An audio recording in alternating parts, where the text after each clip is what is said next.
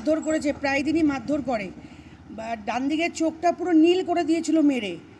আমি কালকে যখন দোকানে এসে আমি জিজ্ঞেস করলাম, দাঁড়িয়ে এখানে বয়স্ক মানুষটা কান্নাকাটি করছিল, আমি আর আমার বন্ধু এসে জিজ্ঞেস করি যে কী হয়েছে। বললো যে আমাকে এইভাবে এভাবে প্রায় দিন মারে। আলাম তুমি দেশে কেন যাচ্ছ না? বলছেন দেশে কাহা জায়গা, হামারে জায়গা। আলাম তুমি এত বুড়ো বয়সে মারা মরবে কেন? আমাকে বলছে আমাকে প্রায় দিন মারধর করে। আমি আবার ওনার ভাগনা না মামা কে হয় তাকে জিজ্ঞেস করলাম যে তুমি কি বাঁচাতে পারো না এইভাবে যে মারে? বলছে প্রায় দিন মারে, ওদেরকে আমি বাঁচাতে গেলে আমাকে উল্টোপাল্টা কথা বলে। কালকে বলেছে মারা জায়গা, আজকে পুরোটা ওখান থেকে ওর নিজেই ওখানে মানে সুইসাইড মানে আত্মহত্যা করেছে। এদের মানসিক যন্ত্রণা এই অত্যাচারে। কি মনে হয় ছেলেকে কোনো কোনো প্রতিহিংসা বা ছেলে ফেলে দিয়েছে বা কিছু মনে হচ্ছে কি? না আমি সেটা বলতে পারবো না, কিন্তু ওই ছেলের অত্যাচারে বাবা এই কাজটা করতে বাধ্য হয়েছে। প্রায়শই কি ঘটনা ঘটতো কি? প্রায় দিনই কালকে তো বয়স্ক ভদ্রলোক আমাকে আমার বন্ধুকে বলে গেছে এনাদের সামনে যে এই দোকানে যে থাকে ওনার ভাগনা, যে প্রায় দিনই অত্যাচার করে, প্রায় দিন। কখন ঘটনা ঘটেছে আজকে? আজকে কটা বাজে তখন?